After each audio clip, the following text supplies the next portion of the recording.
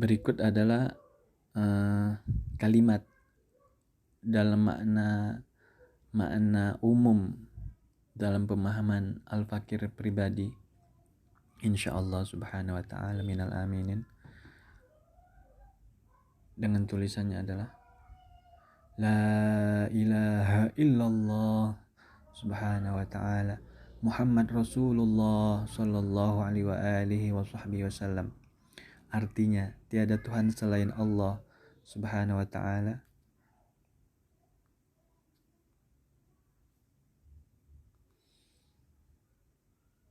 Nabi Muhammad utusan Allah sallallahu alaihi wa alihi wa sahbihi wasallam. Maknanya, pencipta dan ciptaan. Bila kalimat karya al-fakir ilallah dalam segala hal pribadi ini menyampaikan bahwa setiap ciptaan adalah ciptaan yang diciptakan berpasangan melalui perantaraan dan tiada yang sia-sia setiap ciptaan dengan penciptaan masing-masingnya. Maka siapa ciptaan pertama bila setiap ciptaan adalah ciptaan? Sebab itu pula kalimat Alhamdulillahirabbil alamin sebagai kalimat pertama dalam Quran surah Al-Fatihah yang artinya segala puji bagi Allah, Tuhan seru sekalian alam. Sebab alam semesta raya ini beserta isinya, khususnya manusia sebagai pemeran utama di muka bumi alam dunia ini, dapat melihat dan berpikir bahwa tidak mungkin langit dapat kokoh berdiri tanpa tiang itu, dan bumi bulat ini dapat bergantung di bawah langit tanpa tali. Apakah tak ada yang menciptakan? Sebab itu kalimat Alhamdulillahirabbil alamin bukan rahmatan lil alamin sebagai kalimat pertama dalam pembukaan surat cinta Allah subhanahu wa ta'ala tersebut. Itulah pula fungsi akal yang memiliki awal dan terbatas dengan membatasi, dan fungsi iman yang memiliki awal dan tiada batasnya dengan mengawali. Tiada batasnya dengan apa contohnya? Cari kisah di dalam kalam Allah subhanahu wa ta'ala, yaitu Al-Quran maksudnya, tentang Nabi Ibrahim alaihi salam yang ingin memantapkan keimanan beliau alaihi salam dengan melihat bagaimana Allah subhanahu wa ta'ala menghidupkan kembali ciptaan yang sudah mati, dengan kisah burung yang dipotong-potong dan dipisah-pisahkan dari satu gunung ke gunung lainnya. Kabar terbarunya, makna la atau tiada itu sebenarnya kita seluruhnya, khususnya kita manusia. Tiada menjadi ada dari ketiadaan. Lalu mengapa bisa menjangkau pemikiran tentang Tuhan dan ketuhanan?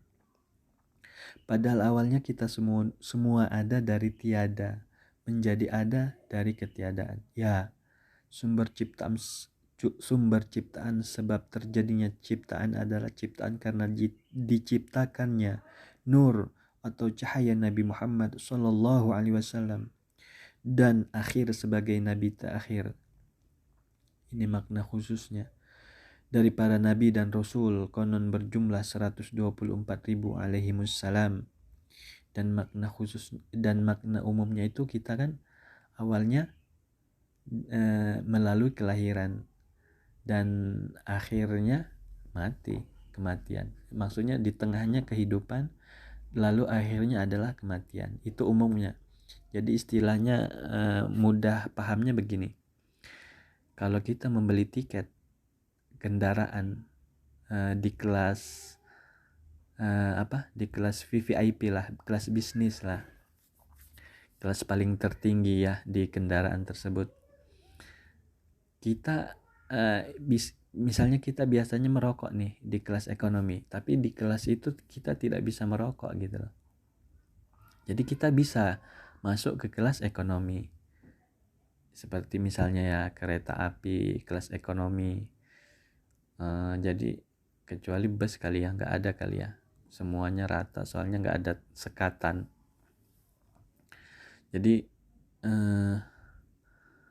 kelas khusus itu bisa masuk ke kelas umum, tetapi kelas ekonomi, misalnya kita beli tiket ekonomi, kelas ekonomi tidak akan bisa masuk ke kelas bisnis. Seperti itulah pula makna khusus ke umum. Jadi kita tidak memiliki makna khusus ini gitu. Intinya seperti itu. dan penutup para nabi dan rasul, serta tiada nabi dan rasul sesudah Nabi Muhammad SAW. Seluruh para nabi membawa kalimat la ilaha illallah subhanahu wa ta'ala. Artinya maha suci dan maha tinggi. Artinya subhanahu wa ta'ala adalah artinya maha suci dan maha tinggi. Maknanya dekat tanpa sentuhan dan jauh tiada jarak. Sebenarnya ini sesungguhnya setiap perjuangan, setiap kehidupan Nabi besar Muhammad Shallallahu Alaihi Wasallam memiliki makna. Kalau kita mau kaji, intinya kalau Al-Fakir pahami peristiwa Isra wa Mi'raj Nabi Muhammad Shallallahu Alaihi Wasallam 27 Rajab sebelum hijrah. Jadi setelah hijrah itu kan adanya penanggalan Islam kan, yang sekarang 1442 Hijriah. Jadi Al-Fakir memahami ada makna khusus dan umum di dalam peristiwa Isra wa Mi'raj Nabi Muhammad SAW. Khususnya ini akidah Ahlus Sunnah wal Jamaah insyaallah subhanahu wa ta'ala minal aminin. Bahwa kita khususnya manusia ini sangat membutuhkan tempat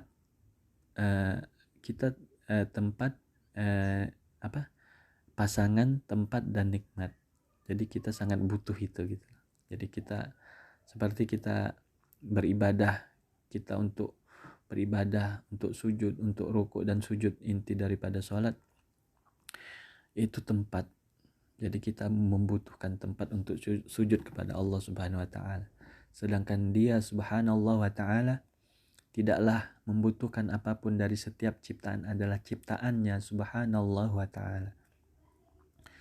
Lalu lanjut, maka siapa yang menyambung pembawa kalimat la ilaha illallah subhanahu wa ta'ala tersebut setelah Nabi Muhammad sallallahu alaihi wasallam tiada di muka bumi alam dunia ini, itulah para sahabat radhiyallahu anhum wa ardhahum serta keluarga Nabi Muhammad sallallahu alaihi wasallam.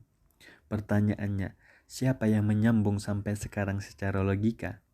Ya, keluarga Nabi Muhammad sallallahu alaihi wasallam, atau yang disebut ahlul baitin Nabi sallallahu alaihi wasallam, atau dzurriyyatun Nabi Muhammad sallallahu alaihi wasallam. Dengan intinya dalil tentang Imam Mahdi yang selalu dinanti. Tetapi sebelum Imam Mahdi yang selalu dinanti umat Islam saat ini, bukankah terdapat dalil tentang ulama? Mudah pahamnya Imam Mahdi adalah umaro. Ini sebenarnya salah penulisan. Imam Mahdi adalah umaro dari keturunan Nabi Muhammad sallallahu alaihi wasallam. Dan bagaimana dengan ulama dari keturunan Nabi Muhammad sallallahu alaihi wasallam, yang intinya ulama adalah pewaris para nabi. Lalu siapa nabi terakhir? Tentu selain pertama mewariskan sanad ilmu, utamanya mewariskan nasab yang mulia. Maksudnya para nabi tiadalah mewariskan harta apapun tentang dunia, mau harta mau atau apapun tentang dunia ini, melainkan ilmu. Jadi para nabi mewariskan ilmu kepada para ulama. Jadi hanya ulama yang takut kepada Allah Subhanahu wa ta'ala. Jadi maksudnya tentu selain pertama mewariskan sanad ilmu, utamanya mewariskan nasab yang mulia. Maksudnya ulama yang kita pilih itu ulama utamanya itu mewariskan nasab Nabi Muhammad sallallahu alaihi wasallam. Hanya ulama yang takut kepada Allah Subhanahu wa ta'ala. Ini jelas di dalam ayat suci Al-Qur'an. Ulama sebagai penunjuk jalan keselamatan umat Islam khususnya dan umat manusia umumnya. Ulama penyambung lidah Nabi Muhammad sallallahu alaihi wasallam. Inti hidup adalah beribadah kepada Allah Subhanahu wa ta'ala. Inti ibadah adalah doa Berdoa butuh ilmu, artinya ibadah butuh ilmu, bukan dengan nafsu, bukan dengan buku, tapi dengan guru. Tetapi jangan salah pilih guru, sebab ada dalil tentang ulama yang lebih berbahaya dari fitnah dajjal, naudzubillah, summa naudzubillah. Tetapi sedang terjadi di penjajahan mental dalam kurung selain penjajahan fisik di Palestina tercinta sebagai tanah suci yang dijanjikan. Sebab intinya ada 3 kan tempat suci yang dianjurkan Nabi Muhammad SAW untuk kita berziarah, khususnya umat Islam untuk berziarah, yaitu Mekkah Al-Mukarramah, maksudnya berhaji atau berumroh. Itu wajib kan di dalam rukun Islam. Yang berhaji ke Baitullah di Masjidil Haram di Mekkah Al-Mukarramah. Lalu kedua di Masjid Nabawi, dan terdapat makam Sayyidina Muhammad SAW di Madinah Al-Munawwarah, lalu di Masjidil Aqsa Palestina, Yerusalem Palestina. Toleransi beragama menjadi toleransi beragama dengan menyambungkan jalan ibadah Masjid Istiqlal Jakarta ke depannya atau tetangga depannya, itu gereja katedral. Jadi toleransi yang berlebihan, padahal sudah menunjukkan Islam di Indonesia ini dengan kerukunan antar umat beragama, antara umat Islam terbesar di dunia ini, di Indonesia ini, dengan mayoritas minoritas, yaitu kaum Nasrani, dengan Masjid Istiqlal berdampingan, rukun gitu loh, gereja katedral di depannya gitu loh. Itu menunjukkan toleransi, dan sekarang menjadi toleransi karena sejak pemerintahan rezim yang sudah dipesan oleh Bapak Proklamator bahwa penjajahan perjuangan beliau lebih mudah karena melawan penjajah dari luar negeri, dan perjuangan generasi anak bangsa Indonesia ke depannya setelah beliau mungkin saat ini sedang terjadi gitu, bahwa perjuangannya lebih berat daripada perjuangan beliau yang melawan penjajah dari luar negeri. Sedangkan saat ini kita ini sedang berjuang gitu lah, insya Allah. Maksudnya penjajahannya itu dalam negeri. Dengan ulama itu contohnya itu ingin memantapkan Islam Nusantara secara kesepakatan dengan berlebihan seperti ini gitu loh. Adanya Masjid Istiqlal, dibuat jalan menyambung gitu loh. Saya pribadi berpikir bahwa ini ada pemecahan jadi seakan-akan nanti ada program seperti brainwash, cuci otak.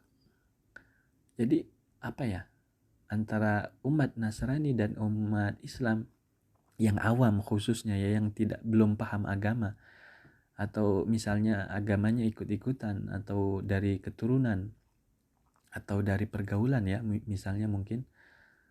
Jadi mereka bingung gitu loh. Ibadahnya itu bingung, akidahnya mereka bingung, akhirnya mereka benci dengan agamanya sendiri, atau bahkan bencilah ininya. Jadi akhirnya berpikir, ngapain saya beragama. Jadi intinya ingin menjadikan cuci otaknya itu tujuannya ke ateisme, tidak percaya Tuhan, tidak percaya agama, dengan membenci agamanya sendiri dan agama-agama lain lah, dengan campur sari keagamaan itu gitu, dengan campur sari ibadahnya itu gitu loh. Jadi intinya kebebasan berpikir dan bertindak, naudzubillah summa naudzubillah, yaitu pikiran pemahaman saya pribadi. Sudah memubazirkan dana anggaran pemerintah pastinya, dan pastinya merusak akidah, yaitu keyakinan. Artinya akidah itu keyakinan. Ini pondasi dalam keimanan. Pondasi keimanan sebelum Islam adalah iman, Islam, ihsan. Jadi akidah ini sumbernya gitu, keyakinan. Allah Subhanahu wa taala a'lam.